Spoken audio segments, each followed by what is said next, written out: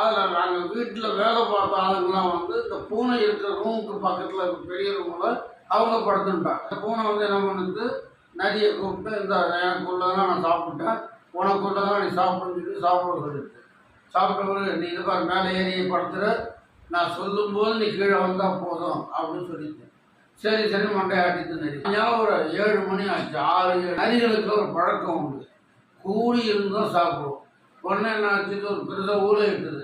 நரி ஊழையிட்டதை பார்த்தோன்னா அந்த பக்கத்தில் உள்ள படத்துலாம் திடீர்னு எழுந்து நரி ஊழையில சத்தம் கேட்டு ஆளுக்கு ஒரு தடி எடுக்கணும்னு சொல்லி கையில் தடியை எடுத்துக்கிட்டு இந்த ரூம் கதை சாப்பிட்டுட்டு நிறைய அடியோதனா அடிச்சுட்டாங்க.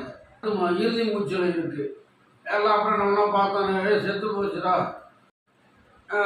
செத்து போச்சு அப்படின்னு சொல்லிட்டு அவங்களாம் போயிட்டாங்க.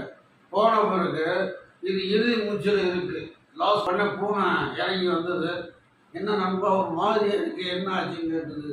அட பாவி, இவ்வளோ நேரம் நடந்ததே ஒன்றும் தெரியாத மாதிரி கேட்குறீங்க. உன் கூட வரத்துக்கூட எங்கள் அம்மாவே சொன்னாங்க, நீ வந்து போகாத, போனால் அங்கே பிரச்சனை ஆகிடும் உனக்கு. அங்கே எங்கள் அம்மா அட்வைஸ் பண்ணாங்க.